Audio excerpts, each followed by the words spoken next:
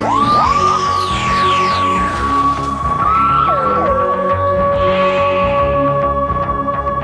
everybody, this is Tyler here once again from the Character Workshop, where apparently celery is considered an article of clothing.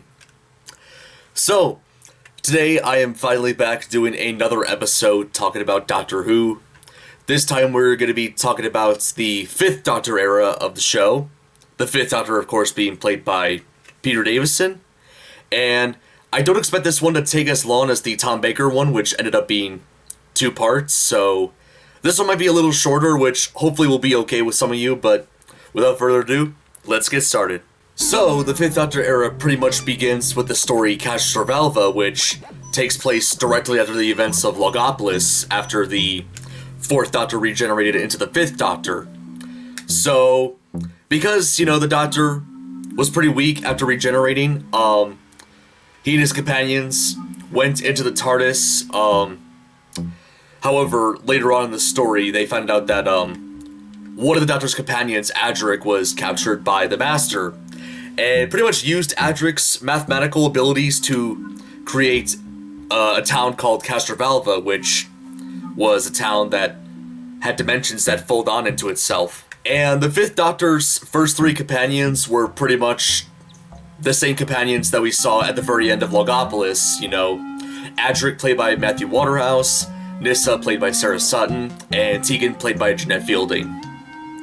And throughout most of the first season of the 5th Doctor, he pretty much had those 3 companions, up until almost near the end of the season, like the second to last story, called Earthshock, which brought back the Cybermen for the first time in like 7 years.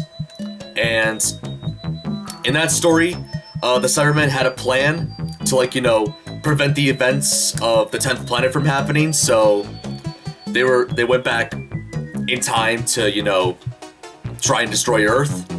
And Adric, one of the Doctor's companions, is, of course, as I've already mentioned, basically sacrificed himself to try and, prevent the Cybermen from, destroying Earth, which, funny enough, eventually ended up being the events of what pretty much happened to kill the dinosaurs 65 million years ago. Some interesting behind-the-scenes info about Earthshock. John Nathan Turner, who was the producer of Doctor Who during this time, he wanted to bring back an older enemy of the Doctor, but at the time he didn't want to use the Daleks, just right off the bat, so he decided to use the Cybermen instead. And Eric Soward, I think is how you pronounce his name. He was the script editor during this time, and he was also the writer of Earthshock. John Nathan Turner told him to try to, come up with a title that didn't incorporate the Cybermen's name in there, so their appearance in the story would end up being a surprise. And then, of course, Adric's, sacrifice and unfortunate death was also, just came out of nowhere. Nobody else, outside of Doctor Who knew about it until the story was broadcasted, so it was quite a surprise to a lot of people. And something else briefly that I want to mention before I'm done talking about his first season, particularly with the character Nyssa, when she first appeared in Keeper of Traken way back in, Tom Baker's final season, that was originally going to be her only appearance, before they decided to make her a regular companion alongside Adric and Tegan, which, funny enough, Nyssa's story is very similar to Jamie's story from the 2nd Doctor era. And with Nyssa, Kinda, which was the 3rd story of season 19, the first season to have Peter Davison, Kinda was written, before they decided to have, Nyssa be a recurring companion, so the script for Kinda mostly just had the Doctor, Adric, and Tegan.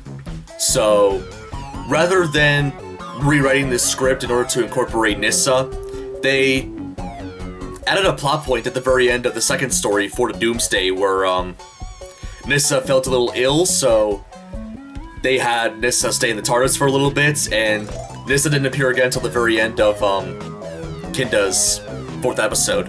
And continuing on a little bit on the topic of Nyssa, she was originally going to leave the TARDIS crew at the end of For the Doomsday, but Peter Davison, of course, insisted that she would stay on the show, as he felt that Nyssa was probably his quintessential companion. So Nyssa pretty much stayed for a while, and I'll talk a little bit more about her departure when we get on to season 20.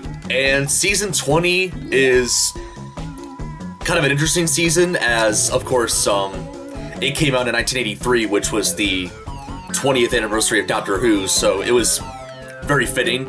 And in order to celebrate it, every story in season 20 featured a returning villain.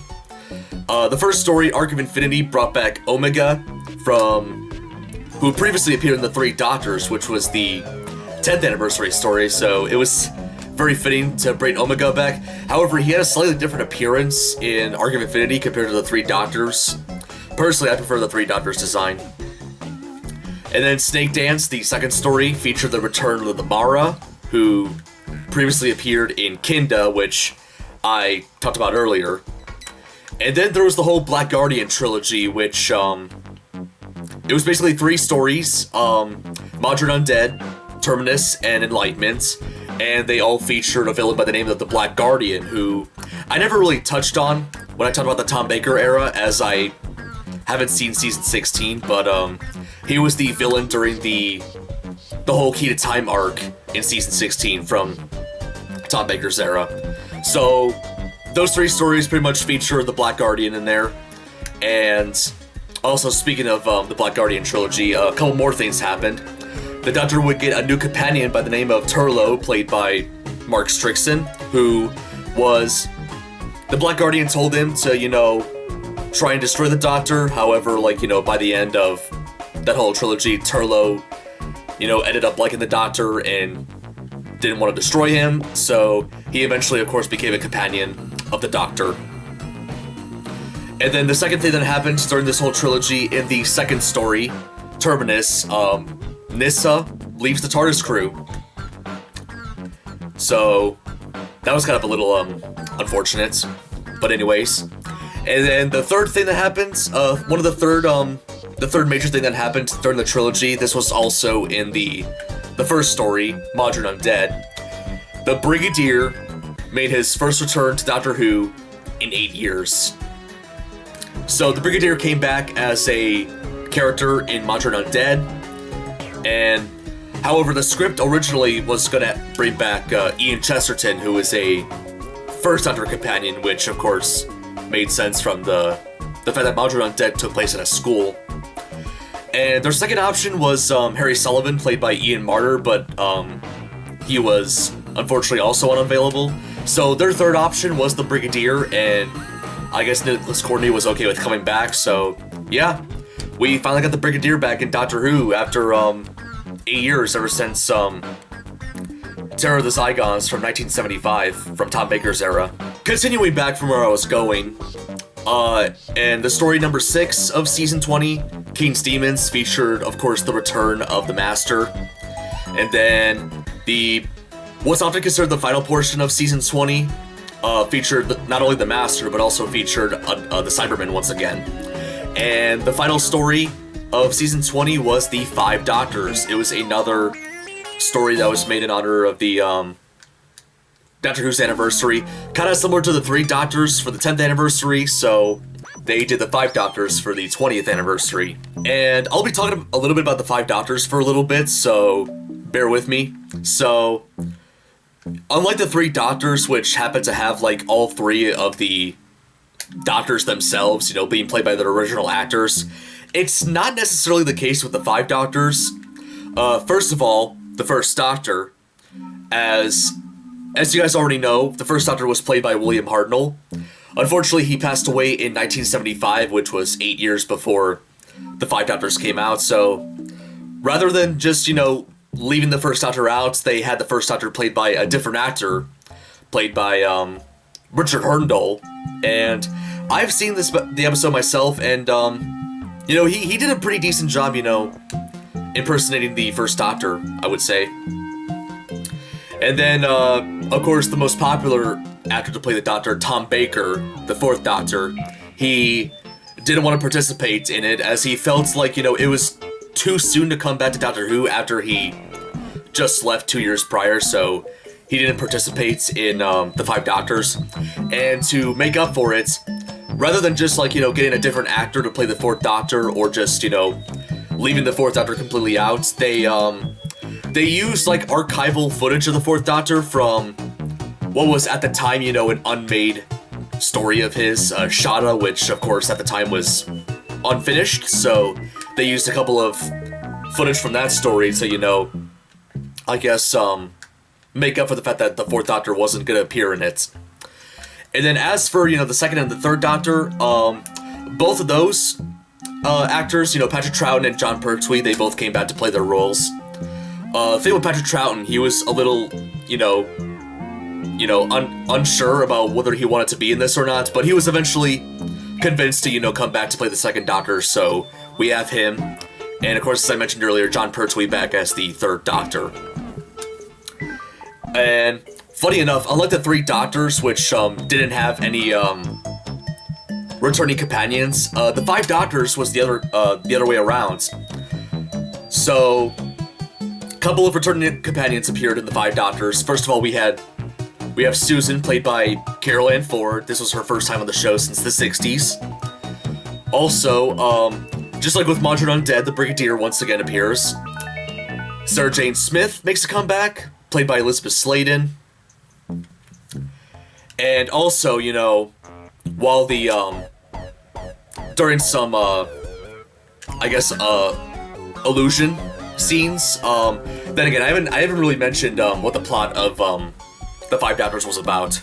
So basically, the Doctors, were lured by, a mysterious figure to the Forbidden Death Zone on Gallifrey, and their mission is to have to make their way towards the Dark Tower in which, Rassilon's tomb was in. And, they also encountered, a variety of deadly foes on their way, like, of course, the Cybermen and the Master. And now getting back into the, illusion parts that I was talking about earlier. The Second Doctor was partnered with the Brigadier, and while they were on their way to the Dark Tower, they encountered, illusionary images of Jamie and Zoe, which, of course, Fraser Hines and Wendy Padbury came back to play those two characters. And then the Third Doctor was with Sarah Jane Smith, and they had a very similar incident. Instead, they encountered illusionary images of Liz Shaw, played by Carol Ann John, and then Mike Gates, played by Richard Franklin. And while the Cybermen and the Master play a pretty big role in the Five Doctors, they also featured cameos of a few other Doctor Who enemies, like there was a Dalek that appeared, earlier with the First Doctor and Susan, and then along with the Second Doctor and the Brigadier, they also encountered a Yeti who previously appeared in the stories The Abominable Snowmen and Web of Fear. And now I'll be talking briefly about Peter Davison's final season, season 21, which, to be honest, I haven't seen too much of. I've only seen, basically 3 stories from this season, but I will talk a little bit about some of the more important stuff in the season. So, first things first, the first story of the season, Warriors of the Deep, featured the return of both the Silurians and the Sea Devils, who both previously appeared in the Jon Pertwee era, and they haven't been seen since then. And I know the Silurians, they had a slightly different design, which honestly not a huge fan of. The Sea Devils surprisingly remained, the same as they were before, so I was perfectly okay with that. And then a couple stories later, we get Resurrection of the Daleks, which of course brings back the Daleks and Davros. And something I don't think I've ever mentioned, during the Tom Baker era, but after Genesis of the Daleks, they decided have Davros appear in every single Dalek story, from the rest of Classic Who. And some fans, were not a big fan of that, as they think the Daleks story should be focused on the Daleks, and I personally agree, and I'll touch more on that when I talk about the Colin Baker era. But yeah, it's kind of a similar case with Resurrection, but also Resurrection of the Daleks was the final appearance of Tegan. So she pretty much leaves after this story, and I guess from that point onwards, the Fifth Doctor pretty much lost his whole entire main family of companions, I guess. And then the next story afterwards, Planet of Fire, brings back the Master, and something that I just realized that I forgot to mention earlier in season 20, but King's Demons introduced a character that was one of Doctor Who's, like, you know, I guess greatest failures, I would say, is Chameleon, who was a robotic-like character, I believe. I haven't seen, to be honest, I haven't seen any of the stories that featured Chameleon, but he was supposed to be another companion of the Doctor. Unfortunately for Chameleon, in terms of behind the scenes, the guy who designed the robots passed away after designing it, and unfortunately nobody else in the production team knew how to work Chameleon very well compared to the original designer, so because of that, Chameleon was, you know, only appeared in 2 stories, King's Demons and Planet of Fire. And also Planet of Fire was the introduction of another companion who would be the Fifth Doctor's final companion, Perry, played by Nicola Bryant, who, funny enough, whenever I've watched Perry, I thought she was, like, played by an American actress, but it proves that I was wrong. Nicola Bryant is actually, you know, British, but does a pretty good American accent. And not like, you know, the stereotypical American accent, like, oh, haha, American nerd. It's kind of like the more neutral American accent, the one that I'm speaking with right now. And also Planet of Fire was the final appearance of Turlos, so he leaves at the end of that story as well. After all that rambling out of the way, I get to finally talk about the final story of Peter Davison's era, The Caves of Androzani, which is a story that's widely considered by a lot of people to be one of the best in the show's history. And this story, the Doctor and Perry, you know, land on the planet by the name of Androzani Minor, and both of them develop a lethal spectrotoxemia poisoning, and while they're searching for a cure for it, that's pretty much the entire premise of the story. They try to find a cure for this toxic disease they have. However, in the middle of it, they get involved in like a feud between a robotic-like guy by the name of Sharez Jek and a businessman by the name of Morgus. So throughout that whole story, both of them are, you know, just trying to, you know, get their way out of, you know, a lot of situations and to try to get a cure before they both ended up meeting their fates, which thankfully they have managed to get the cure, which ended up being like milk from some sort of bats. And the Doctor unfortunately didn't have enough to use for both himself and Perry, so he used the cure for Perry and leaving himself to have the toxic instead. And this would of course lead to his regeneration, him from being the Fifth Doctor to the Sixth Doctor. And another interesting thing about Caves of Androzani is that it was written by Robert Holmes, who is a widely considered one of the best Doctor Who writers of all time. And this is the first story that he wrote for the show ever since season 16 during Tom Baker's era.